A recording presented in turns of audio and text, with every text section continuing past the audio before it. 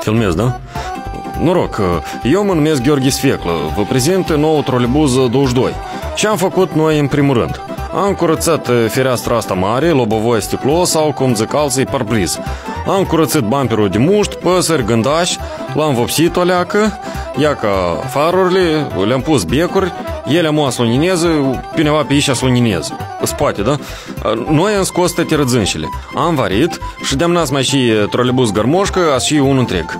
De ferestre, noi le-am scos, nu bațar, le-am lăsat numai 3, la fereastră și loc VIP, damu, am pus condiționer. Aici e bagajnicul unde spate de pus gențele, cumpărături de la piață, căldări, iașicuri, avem și bagajnic secret, și spunem acolo încă nu ne-am gândit, da, lasă-l și ia ca o roată. Am pus luniniți ca să vadă clar numărul de departe și așa frumos.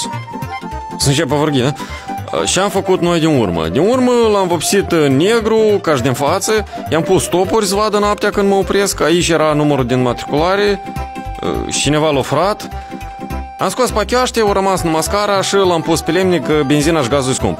Adem înăuntru, filmez, da? Cel mai principal e că noi am pus ușă. Ia că asta e ușa, încă o roată, ușa se deschide de la mânier, tare simplu, tragi, deschide. Spate, da? Aici e locul la șofer unde spate de stat și de și truliu, de condus trolebusul.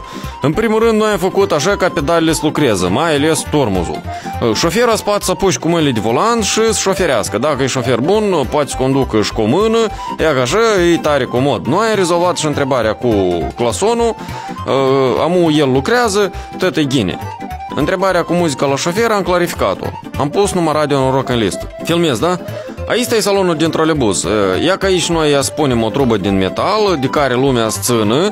Aici este și locuri în chișare, dar cel mai ghine 2 trube, ca să poată să țină și mai mulți oameni. Ele să meargă dintr-un capăt până în altul. Aici sunt locuri special pentru pensionari, nimeni nu se așează în afară de dânsii.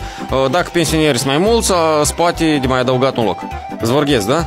A rezolvat problema cu oamenii care adorm în transport, le-am pus așa un ventilator cu melodii, ei ascult și normal pe pat, să nu-ți mai chinui să doarmă din cioare sau pe umerii la alții. Filmez, da? Cu voi a fost Gheorghe Sfeclă, eu v-am arătat noile trolebuz de 6 lei, care se circule prin Chișinău special pentru voi, dragi pasageri. Dar eu, până când mă duc după lemne.